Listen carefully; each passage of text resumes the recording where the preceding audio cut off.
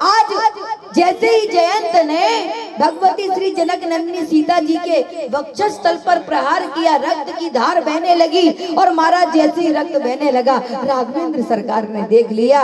और महाराज जैसे ही राघवेंद्र सरकार ने देखा तो आज क्रोध के मारे आज राघवेंद्र सरकार ने वही एक तिनके को तीर बना करके आज छोड़ दिया है। तो जयंत के पीछे पीछे वह तीर लग गया और महाराज जहां पर भी गया कहीं उसे ठौर प्राप्त नहीं हुई। कोई उसे अपने पास रखना नहीं चाहता। क्योंकि बाबा तुलसीदास जी महाराज मानस में लिख रहे हैं कि सुन सुने रघुनाथ सुभाव और निज अपराध रिसाई न काहू, पर जो अपराध भगत कर कर ही तो राम रोष पावक सो जरे। ये भगवान का स्वभाव है। भगवान आज क्रोध के मारे जब उन्होंने वो सीख को तीर बना करके छोड़ दिया, कहीं ठौर नहीं मिली, तब नारद जी मिल गए। और नारद जी ने क्या देखा?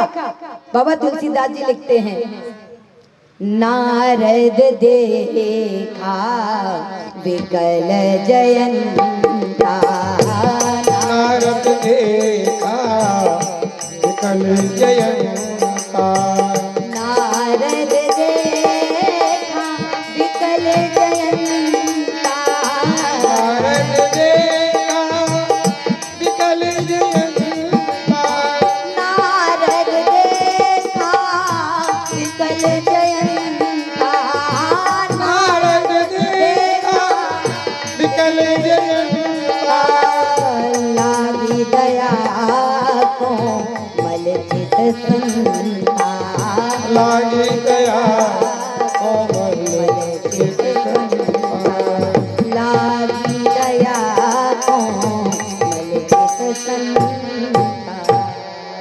आज जैसे नारद जी ने देखा तो महाराज आज करुणा की दृष्टि एक संत की पड़ गई। तो महाराज जयंत से आज नारद जी ने पूछा कि जयंत कहाँ भागे चले जा रहे हो? जयंत ने कहा महाराज देख नहीं रहे पीछे राघवेंद्र सरकार का वो तीर मेरे पीछे पड़ा हुआ है, मार ही डालेगा, मैं बचने वाला नहीं हूँ, किसी ने मुझे अपने पास रखा नहीं। तब नारद जी ने कहा कि मार डालेगा? तो कहा हाँ मैं बचने वाला नहीं हूँ। नारद जी ने कहा तो अब तक बच कैसे गए?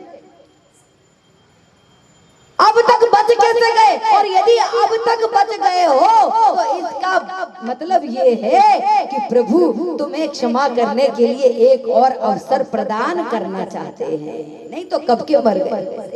इसलिए जिसका अपराध किया है उसी के चरणों में चला जा।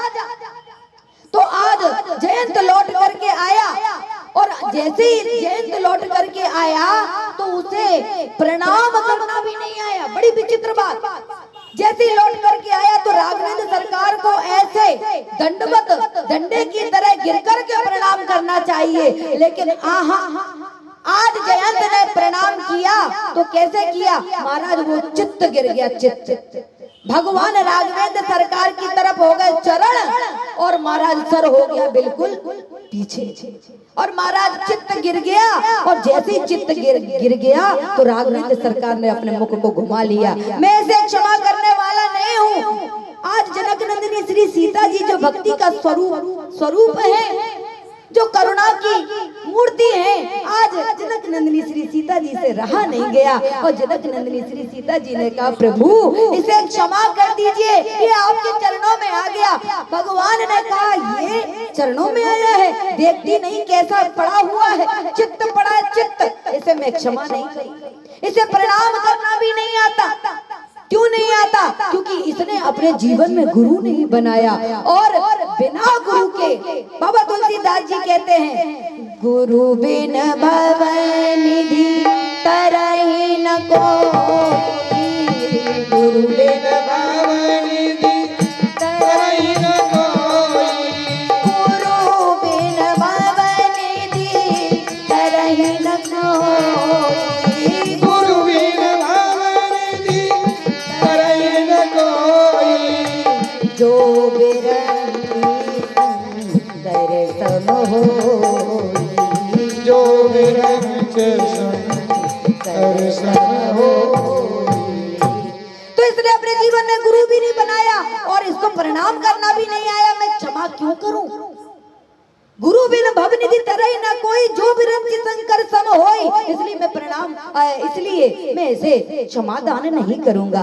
भगवती श्री सीता जी ने कहा प्रभु दया की दृष्टि डालिए, क्योंकि आप भूलिए मत इसकी गुरु दीक्षा तो हो गई है। राघवेंद्र सरकार ने कहा गुरु दीक्षा हो गई? कब हो गई, कहाँ हो गई, कैसे हो गई? अरे भगवती सीता जी ने कहा प्रभु आपकी तरफ कोई ऐसे ही नहीं बढ़ता, आपकी तरफ तो जीवात्मा तभी बढ़ता है जब किसी श्रेष्ठ सदगुरु की सन्निधि उसे प्राप्त हो जाती है। तो इसे भी नारद जी की सन्निधि प्राप्त हो गई। आज नारद जी का उपदेश पाने के बाद ही तो जयंत आज श्री राघवेंद्र सरकार की सन्निधि में आया। तो गुरु दीक्षा तो कानों से ही, जो उपदेश सुना वो कानों से ही सुना, गुरु दीक्षा भी कानों से ही होती है। तो महाराज गुरु दीक्षा तो हो गई, एक सीढ़ी तो ये चढ़ गया, इसलिए अब आपको क्षमा करना पड़ेगा। राम जी ने कहा मैं अभी भी क्षमा नहीं करूंगा, क्योंकि जब गुरु दीक्षा होती है तो शंख चक्र के चिन्ह लगाए जाते हैं, ये हमारी परंपरा है। भगवती श्री सीता जी ने कहा प्रभु अभी आपकी बात को मैं पूरा किए देती हूँ। तो वो जो जयंत चित्त पड़ा हुआ था, चित्त, उसको भगवती श्री सीता जी ने अपने कर कमल से उठा करके ऐसे पट्ट कर दिया और राम जी के चरणों में प्रणाम करवा दिया। और जैसे ही उसका प्रणाम हो गया तो जनक नंदिनी श्री सीता जी ने कहा प्रभु अब देख लीजिए इसके शरीर पर मेरे हाथों में जो ध्वजा अंकुश वज्र छत्र जो भी चिन्ह है सबके सब चिन्ह इसके ऊपर अंकित हो गए। अब आप कह नहीं सकते कि ये क्षमा का अधिकारी नहीं है, अब तो आपको क्षमा करना ही पड़ेगा। भगवान ने कहा ठीक है लेकिन मैं इसे फिर भी क्षमा नहीं करूंगा। भगवती श्री सीता जी ने कहा क्षमा तो करना ही पड़ेगा, आप करुणा के अवतार हैं तो फिर ये नाम कैसे सिद्ध होगा। राम जी ने कहा लेकिन ये जो बाण मैंने छोड़ दिया है इसका क्या होगा। भगवती श्री सीता जी ने कहा वो आप जानो, आपका काम जाने, लेकिन मैं तो सिर्फ इतना जानती हूँ कि आपको इसे क्षमा करना पड़ेगा। तो राम जी ने क्या किया, एक नयन करी सजा भवानी, एक नयन करी सजा भवानी। आज राघवेंद्र सरकार का वो तीर चल गया और एक नेत्र गोविंदाय नमो नमः, एक नेत्र पधार गया। सीता जी ने कहा प्रभु ये क्या किया। अरे मैं कह रही थी इसे क्षमा करो क्षमा करो और आपने एक नेत्र ही गोविंदाय नमो नमः, अरे एक नेत्र ही बुझा दिया, ऐसा क्यों किया। प्रभु ने कहा कि सीते तुम समझ नहीं पाई। क्या समझ नहीं पाई। आज राघवेंद्र सरकार कहते सीते भगवान के मंदिर में जाकर के भगवान के विग्रह में भगवान का दर्शन तो सब कर लेते हैं, लेकिन जगत में परमात्मा का दर्शन हर कोई कर नहीं पाता। जबकि एक ही रूप है, वही परमात्मा मंदिर के विग्रह में भी है और वही परमात्मा जगत के विग्रहों में भी है। लेकिन व्यक्ति इतना ही तो नहीं कर पाता, मंदिर में जाकर के मंदिर के विग्रह में दर्शन कर ले, यही बहुत बड़े भाग्य की बात होती है। संसार में वो दर्शन कर ले, ये तो बहुत दुर्लभ बात होती है। इसलिए मैंने इसको एक दृष्टि दे दी कि एक दृष्टि पाने के बाद अब इसका दर्शन क्या होगा।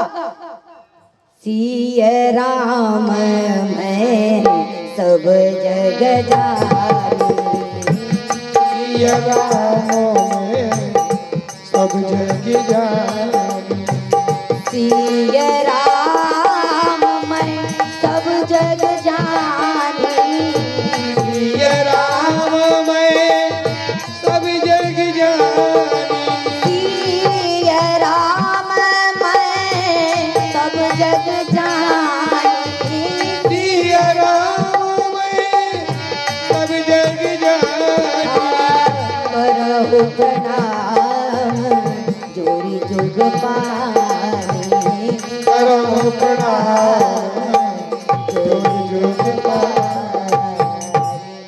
इसीलिए मैंने इसको वो दृष्टि प्रदान कर दी है कि ये अब जगत में भी जगदीश्वर का दर्शन जब कर लेगा तो फिर अब ये कभी भी त्रुटि नहीं करेगा।